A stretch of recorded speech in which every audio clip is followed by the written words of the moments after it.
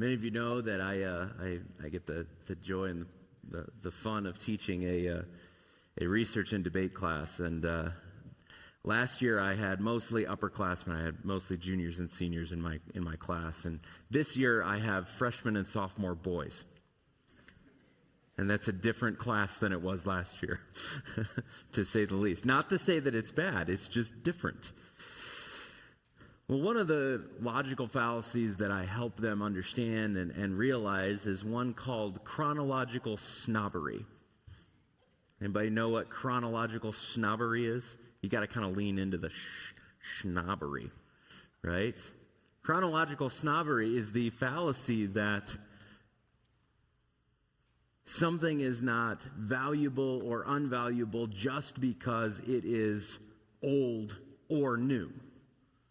The thought that old things are better because they're older is a fallacy, and because thinking that things are better because they're newer is a fallacy. Each thing has to stand on its own 2 feet. You have to look at I keep saying, you have to look at the evidence that underlies whether this thing is better or not, or a better argument or not. Just because it's an old argument doesn't make it wrong, and just because it's a new argument doesn't make it wrong. We have to be discerning people. And so we just sang a song called Ancient Words, right? Are the Bible's words right and true because they're old? No. They're right and true because their source is God himself. And therefore, because they are ancient, we shouldn't update them thinking that newer is better, because God already knew what he was doing. Right?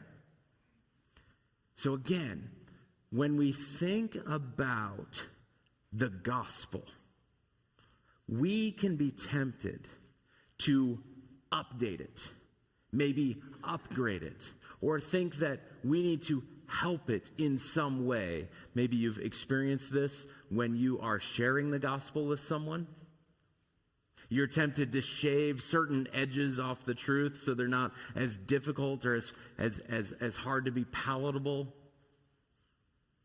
Or maybe you've gone to the other extreme and you've said, no, I'm not gonna put it in terms that people will actually hear or listen to. I'm gonna be as harsh as I can. Both of those actually run the risk of not being true to the gospel. Does that make sense? And so when we look today at the allure of other gospels, we're looking at the ways in which we think that we need to update the gospel or put it in such a way that it gets back to what we think might be the original gospel that actually might distort the gospel. Do you see how it can go in both ways, in both directions? If you're not already there, open up to Galatians chapter 1, and we're going to be looking at verses 6 to 9 today. And as we look at that, there are a lot of things that I find very, very helpful in light of our current world and life and life in Christ. The categories that fit in there, and you see it then in your notes if you want to follow along that way. We have deserting grace. We have a distorted gospel. We have deceptive sources and deadly consequences. I love alliteration, if you can't tell. But first, Paul has finished his welcome, his greeting, the start of his gospel, and he's starting to turn toward why he's writing the letter. And he says, just point blank to the Galatians, I am astonished that you are so quickly deserting him who called you in the grace of Christ and are turning to a different gospel. Nothing like getting to the point, right, Paul? I'm astonished that you are so quickly deserting him who called you in the grace of Christ and are turning to a different gospel. Paul is concerned for the Galatians because for one reason or another, they are turning away from that which was originally preached to them. Paul's astonishment, I think, is based in the fact that Paul knows the depth of the real gospel and knows of its infinitely better results than the things that they are pursuing. He cannot understand it. He's astonished. He's overwhelmed that they would turn from that which is infinitely good to that which will always fall short. That's where his astonishment lies. His astonishment lies there because he knows the depth of the real gospel that he preached to them, that they received originally. And so he says, really to start out this book, I am just astonished. And I'm astonished that you would be so quickly deserting. Why would the Galatians quickly desert the gospel that rescued them? Why would the Galatians so readily jump ship to pursue something else? And I think his understanding is that they didn't know the depth of what they actually are deserting now. Because if they did, they wouldn't leave it. But notice how he puts it here. I'm astonished that you are so quickly deserting him who called you in the grace of Christ. Notice what he's saying they're deserting. Not just a message. They're deserting him who called them. This desertion of the real gospel is personal. It's personal to the one who has revealed himself to us. The one who rescues us. Turning away from the faith is not a mere intellectual decision. It is a relational decision. And notice it says you're not only deserting him, but you're also deserting the grace of Christ. I don't know about you, but without the grace of God in my life, I don't know that I would recognize my life. And I think that me getting really, in a good and right way, so used to the grace of God might have an unintended consequence of me not valuing the grace of God like I should. Anybody else in that boat? Some of you have been surrounded by God's grace the entirety of your life. And he should receive all the glory for that.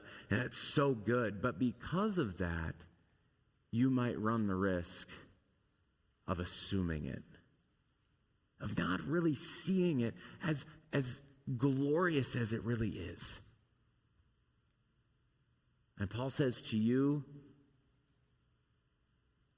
that he would be astonished if you desert him who called you to that grace. Maybe you haven't grown up around the goodness and the grace of God. Maybe your life has been very, very difficult, and you've come to Christ maybe later in life, and you've understood the grace of God, and it is maybe newer to you than it is for someone who's experienced it their whole life. The temptation that you are going to face is likely that you knew what trying to live without that grace of God was, and that might feel way more comfortable to you. That seems more secure to you than the wild grace of God that would transform you. So wherever you're at, this is the reality. Deserting the grace of God, deserting him who has called you, means that we are turning to a different gospel. We're turning to something that God would not recognize as that which he has given to us to rescue us. And we do this for all sorts of different reasons, but a different gospel appeals to us for a lot of different reasons. And I want to mention some of them just so we get a feel for what would it be to desert the message of the gospel, this story of grace, of Jesus Christ entering into our world, living a perfect life, paying the penalty for all of our imperfection and our sin, dying for it and rising again to offer us new life if we would truly believe. That at its core is the gospel. What different gospel do we often believe, or what is luring us away? Well, there's a lot of different kinds. Maybe you're lured away by a religious gospel that says, I need to keep these rules and then I'll earn this eternal blessing of eternal life and all the good things that God has. But if what I need to do is, the story of that false gospel says I need to keep these rules in order to gain that. Or maybe it's a secular gospel of some sort that I need to grab hold of all these things so I can get their blessings now. And if I don't do it now, then I'm going to miss out, and I'm going to not gain all the good things that life has to offer. That's another story to live by, isn't it? Maybe it's prosperity. Maybe you believe the story that God's intention for you is that you would be prosperous above all other things, and all the rules that you would keep are so that God would then bless you. But do you see how much that is based on you and your ability? And it turns into, though it offers this prosperity and happiness, it turns into a vicious cycle of all the bad things that happen in my life then become my fault. You see how that works? Maybe it's the gospel of some sort of self-righteousness. That I would gain my stability before God because comparatively I'm better than others. And because of that, I would push others down and devalue them, and so that I feel righteous in comparison. Maybe it's a gospel of your feelings. How I feel becomes the governing reality of my life. How I feel is the goal, and as long as I feel this way, I'm good and God's good with me. You see how all those other gospels compete with the reality of the gospel that has been given by the one who first called us in the grace of Christ. And the list goes on. Maybe you live your life out of a gospel that says, I need to control things so that I don't feel anxious or overwhelmed. Maybe you're controlled by a gospel of comfort. Whatever is the most comfortable for me, that's worth living for. And I need to set up my life so that I'm always comfortable. Maybe your gospel is, whatever brings my life stability so that I can calm the anxiety that is within me. Or maybe your gospel is that of freedom. Nobody can tell me what to do. I'm my own master. I want to pursue what I want to pursue, which we find is just another kind of slavery, because our world shrinks down to the size of us. Maybe it's a gospel of pleasure that says I need to live for everything that I can get out of this life, and that gospel says that by taking I can be fulfilled. Do you feel all the different gospels that compete for your soul, your life? They're all there. And 20 more that I haven't listed. This is the fight you and I fight every single day, isn't it? This is the fight we fight every day. So as we think through what it is to desert grace, we know what the options are. What would it look like to turn away? Well, every time we turn away from the genuine gospel, turning to a different gospel, as it says in the end of verse 6, we are turning from that gospel, the actual gospel, to a distorted gospel, a different gospel. He says in verse 7, not that there is another one, another gospel, but there are some who trouble you and want to distort the gospel of Christ. Notice he says right away there in verse 7, not that there is another one. If you think that there's another gospel that actually comes through on the promises that God promises, you're mistaken. That's where the exclusivity of Christ really comes into play.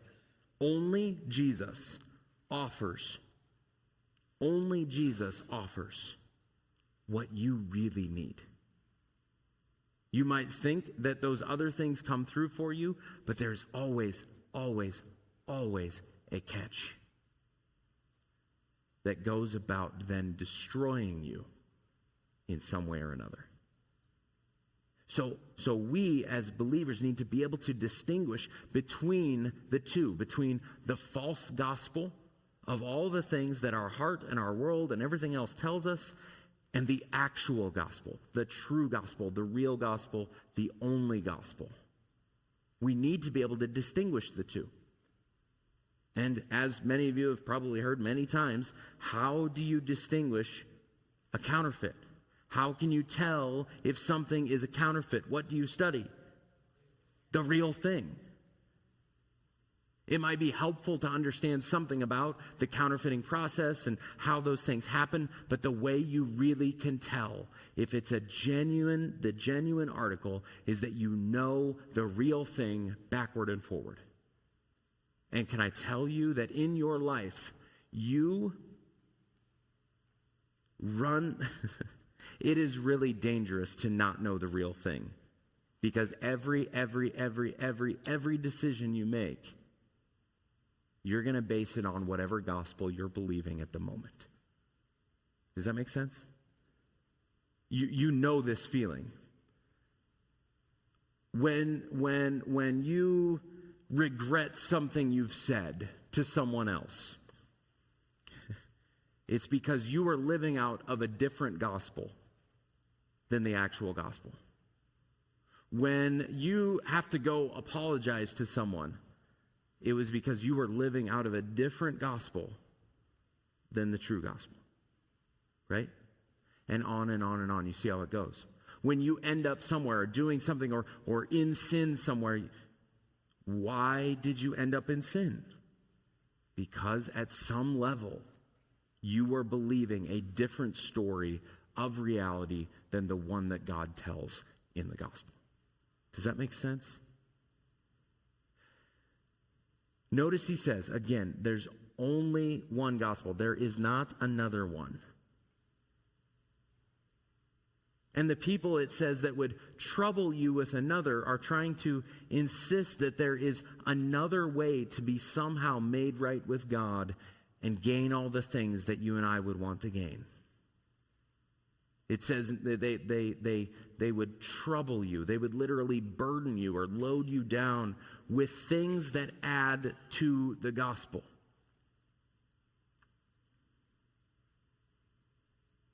And it says that those who would trouble you would literally want to distort the gospel of Christ. They would want to take the pure form of Jesus' life, death, and resurrection for your sake and your sins and somehow pollute it with something else. Most of the time, this is done by some sort of addition. And the trouble with another gospel is that it distorts the gospel. Distorting the gospel devalues it just as much as denying it. Can I say that again? Distorting the gospel devalues the gospel just as much as denying it, and possibly more. Because when you and I decide to straight up deny the gospel, at least we're being honest.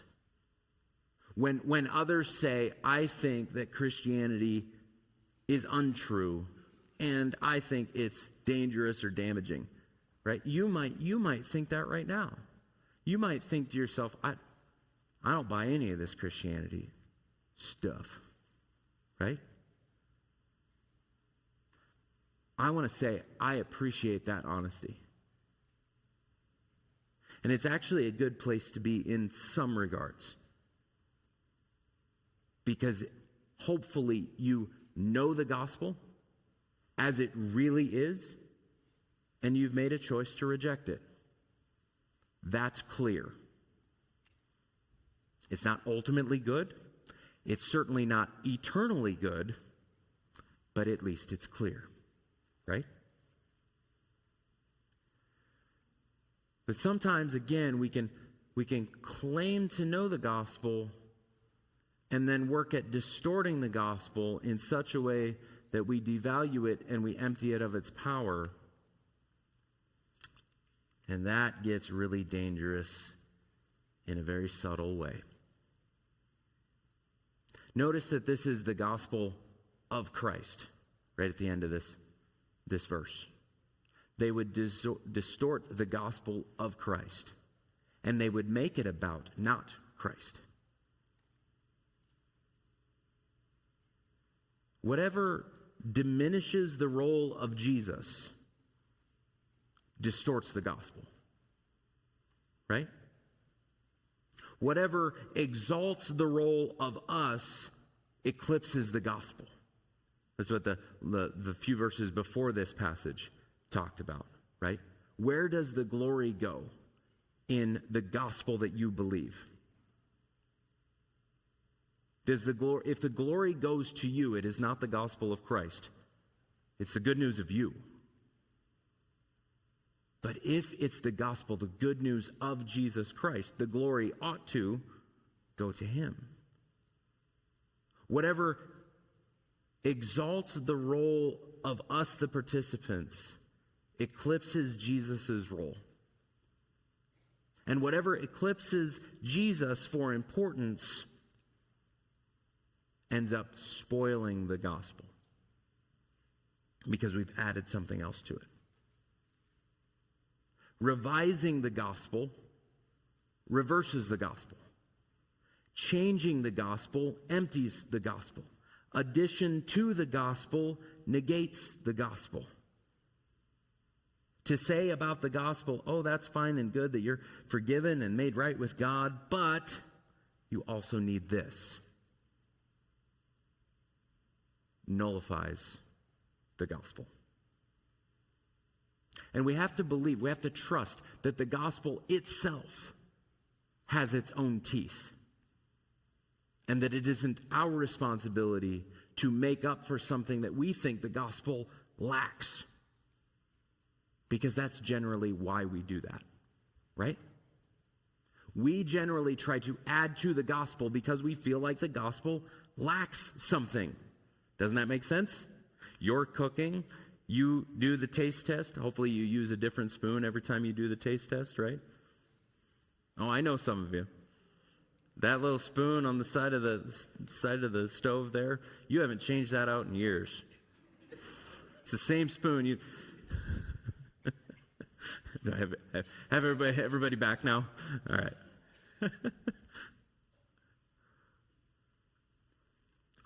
You think to yourself, oh, this needs more salt. This needs more, right? Might it be anybody had COVID and you lost your sense of smell and taste? And you're like, you don't want that person cooking. Right. Why? Because they're just going to keep adding until they can taste something. Might it be that the reason that we think we need to add to the gospel is because something about us and our taste buds for the gospel has not been transformed yet? Do you see that the gospel is actually the solution to re-enliven tastes and smells and everything in us as God originally intended, and instead We take the gospel and we say, that needs more works. That needs more fill in the blank. And it's really us that needed to be remade, which the gospel does.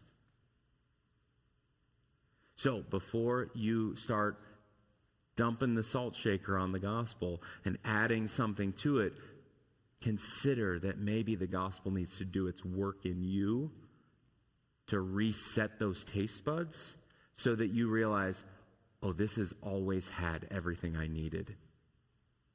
And it's really me that needs transformed, not the gospel. Does that make sense?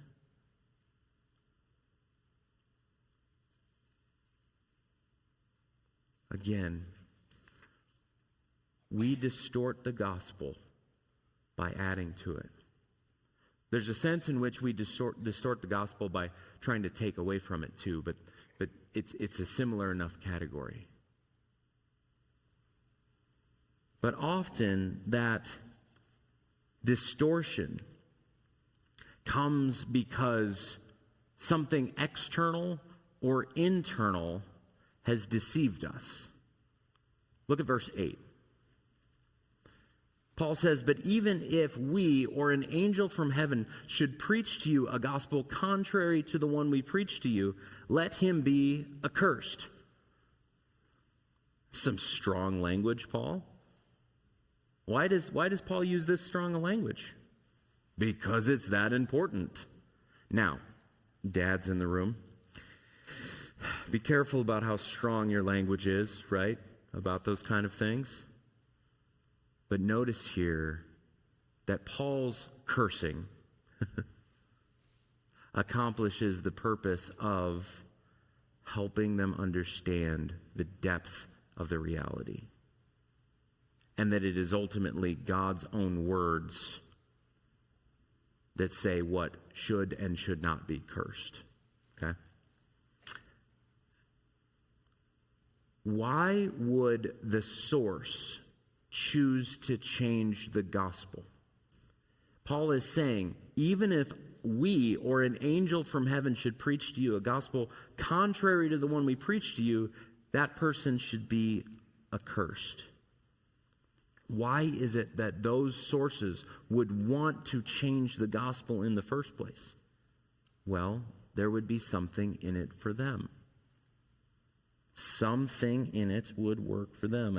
It's an interesting story from history when back in with the World Wars and the Nazis taking so much spoil from the Jews and others, and then for a lot of history it was just lost. Like, where did all that gold go? Where did all those things go? You know who had them? A nation famous for its neutrality. You know who had them? Switzerland.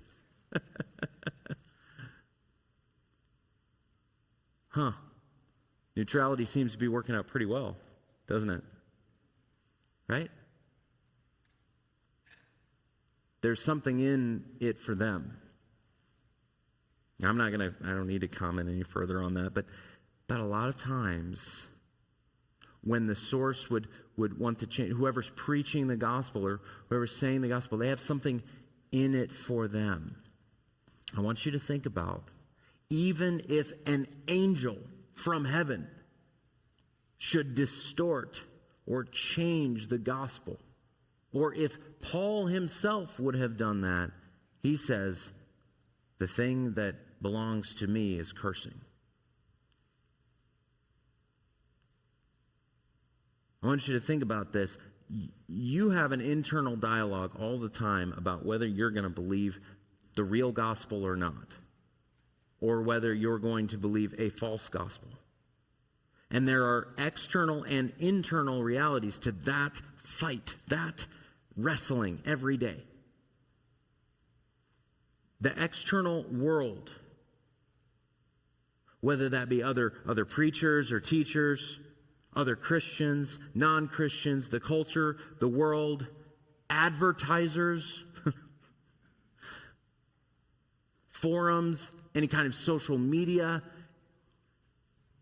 They're trying to decide for you what gospel you are going to believe, about what really makes life matter, about what really is satisfying, about what your role in all of those things are.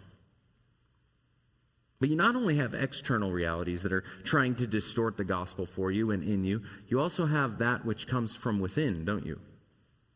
You have your own inability to taste as God would want you to taste. You have your own guilt, your own conscience, your own pride, your own anxiety, your own instability. All of those things can also tell you a different gospel than really is the gospel. You ever have your guilt make you come to the point where you are not sure if the gospel is big enough or strong enough? You ever had your hurt from a situation that has come your way? Have you ever had that change your perspective on what the gospel really is? So you have these external realities and these internal realities that are fighting against you believing the real gospel. Whether it be angels masquerading in light, which are really fallen angels, or your own pride within you that would say, no, I want to take some credit for being made right with God. Those deceptive sources, whether it be people whom you could name or people that bear your name,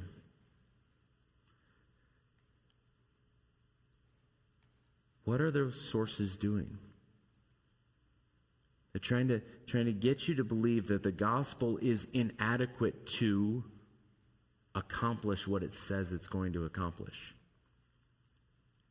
Here's how it works. A pastor looks at his people and says, they need to change this. That definitely needs changed. So the pastor rails against something and rails against something and rails against something to get his people to change. Believing that the source of that change is their own will or his own certainty. When all along the gospel has said, if you truly understand who Jesus is, the more you understand that, the more you understand the grace of God, the change will happen because the Spirit will apply it and people will turn from their sins. And all along, the pastor also needed to apply the gospel to himself. A self-righteousness that needed repented of, and what he needed to do was focus in on the gospel too. Pick me, right? That's the temptation that faces us, both internally and externally, to change and modify the gospel, because sometimes we don't think it's working. And so we shift to a different gospel to make happen the thing that we think should happen. And that's another kind of gospel. It's trusting ourselves or our own effort or our own will or something else. And to shift to a different kind of gospel not only has serious consequences, but it has deadly consequences. Look at verse 9. As we have said before, so now I say again, if anyone is preaching to you a gospel contrary to the one you received, let him be accursed. It's very interesting that this word cursed comes up here in Galatians, because it comes up again later in Galatians. Galatians 3:13. Galatians 3:13, if I can find it. Not sure I can find it. But it says, in essence, Cursed is everyone who is hung on a tree. Because if you toy with the gospel, if you distort the gospel, then all the wrath and reality of your sin is not paid for by Jesus, who hung on the tree to take the curse for that. It's saying the same thing that the rest of the Bible is saying.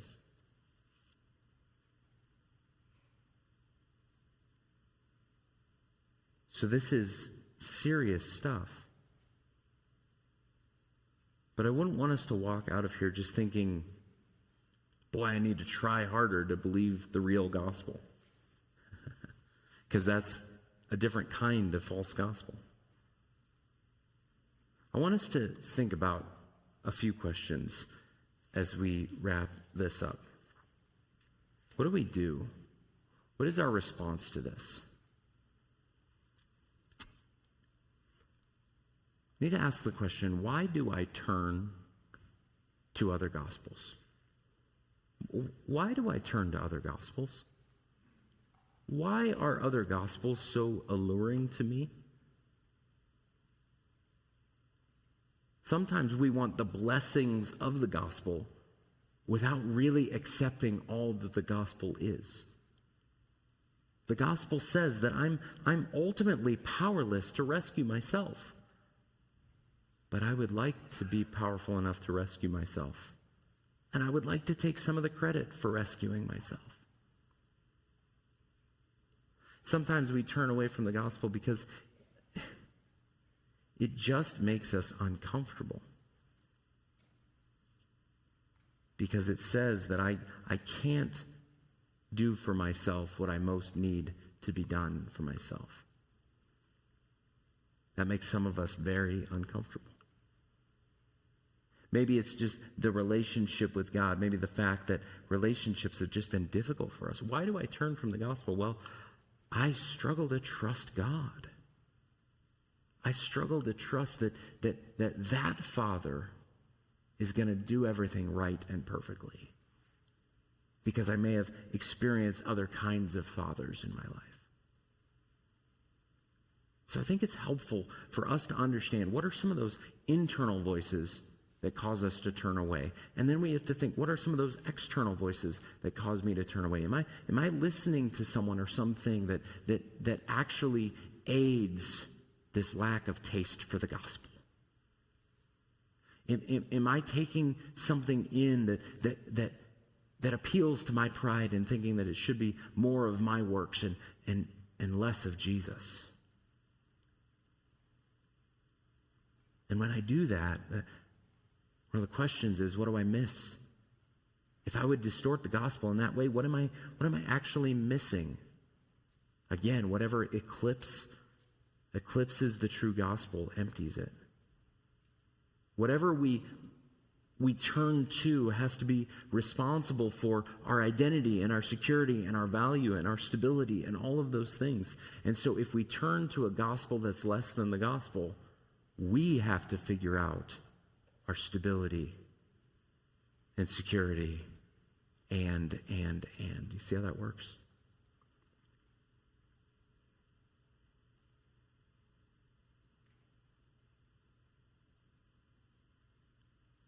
We actually end up basing it on what depends on us, which restarts that vicious cycle of us feeling inadequate and not able to do the things. And I'm going to ask our worship team to come up as I answer this last question. The last question is, what is the path back? What is the path back to the actual gospel? Well, again, I've said it before. How do you spot a counterfeit? You spend time understanding the real thing. That's what I hope this book of Galatians does for us. Helps us see the real thing, the real gospel. What's the path back? Well, we have to understand that only gospel and its implications. And in doing that, we would actually train our mind, train our taste buds, train it to really recognize what's the gospel and what's a false gospel that I'm listening to. We have to train our mind and our heart and our conscience even to believe the true gospel. Because everything that we maybe would condemn others for or condemn ourselves for, if it's truly forgiven in Christ, it shouldn't set the tone for the entirety of our Christian life. Our Christian life is about continually coming back to and believing the real gospel. It's not that you're going to get resaved every time. We're not going to do 1 billion altar calls. But every day in your life, you should come back afresh to, boy, I'm glad the gospel is true, because I'm tempted to believe that and do this. But because the gospel's true, because my mind and my heart is continually about coming back to the glorious goodness of the gospel, what happens more so is worship, thankfulness, gratefulness, and change. Okay?